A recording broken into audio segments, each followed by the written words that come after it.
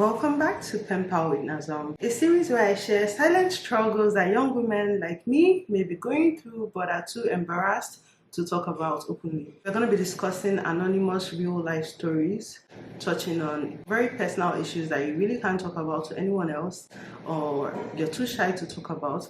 The whole essence of this series is to encourage women to, rely on each other to speak up and to not suffer in silence. Today we're diving into a topic that's often left undiscussed but is so important: vaginismus. You won't believe how many people silently struggle with this condition, just like the brave individual who shared this story with us today. So vaginismus, let's talk about it. If this is your first time hearing it, don't fret. I'm going to dive into all the details about it. Have you ever felt like your body is betraying you when it comes to intimacy? What if I told you there's a name for it and you're not alone?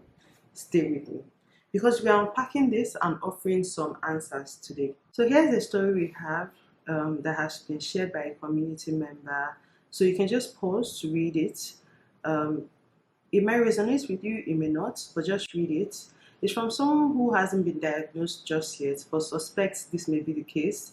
She describes a feeling where she's extremely aroused but experiencing pain during penetration, leading to feelings of guilt and confusion. So obviously, she's had a lot of confusion. She's been searching online for answers.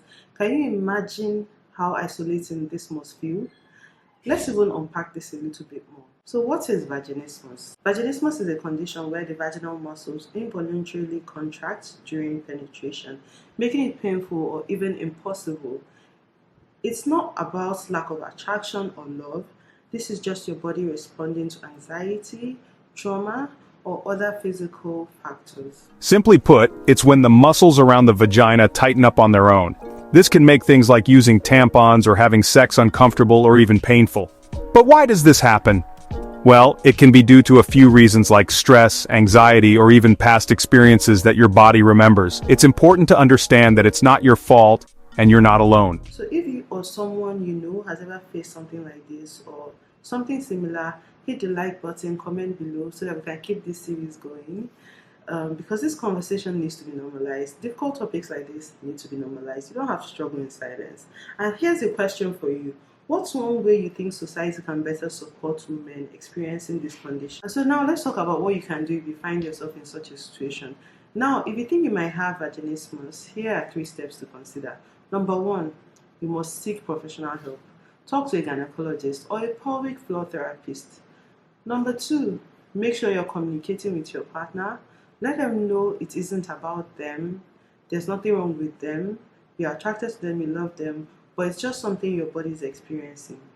And number 3, explore therapy.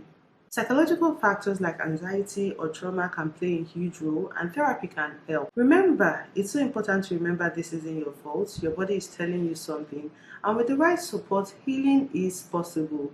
So don't stay silent. Let's keep this conversation going. Nobody deserves to struggle alone.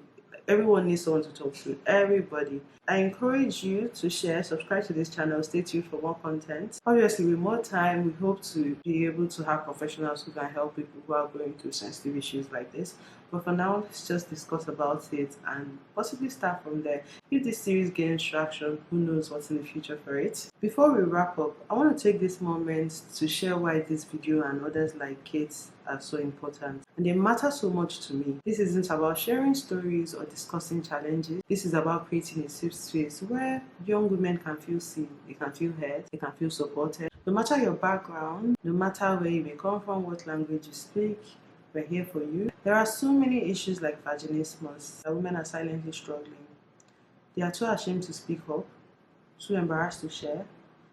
It's very isolating, and that's why using this platform, I want to open these conversations up. No one should have to feel alone in their struggles. If I'm being honest, you guys, I had heard about vaginismus, but it just seemed like a concept that was so far away. But this just made me realize that people are going through things. And I don't know the age of this woman, and I don't know what the steps are, but I definitely think that a pelvic floor therapist might be able to help.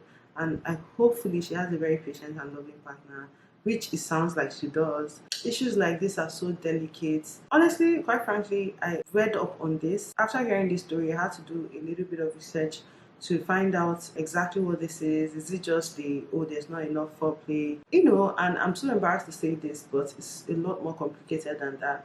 A lot of times it's psychological. So a lot of times when someone has had trauma in the past, they don't have any positive association to intercourse. And so as a result of that, their body just tenses, or you know, a case where they've been RAPE'd in the past, they just don't feel safe doing it. Or of course there's issues like female genital mutilation, FGM, where it's done wrong and then it just damages the person's reproductive system, so entry is just difficult. But you know, the lady part is a muscle, so a lot of times if there's any psychological factor, it's just going to tense up and it's going to become contract, and just no matter what, nothing is going to be able to penetrate. And you know, in marriage or heterosexual couples, intimacy is so important, and intercourse is like super important. It's like a bonding, a way of building intimacy and just, you know, feeling close to your partner. So I can imagine what this lady is going through, not being able to speak up, not being able to, like her body's just failing her. That must be so disappointing. I wish I could give you a hug.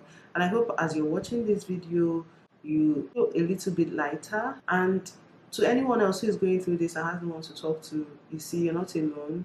I wish I could follow up to ask like what steps she's taking, what has worked so far. I just don't know if it would be rude to do that, but I wish I could really just check on her and see how she's doing, because I can't imagine how debilitating this must be. I can't imagine how depressing it must be, you know, to be able to want to be close to your partner but not being able to do it in that way.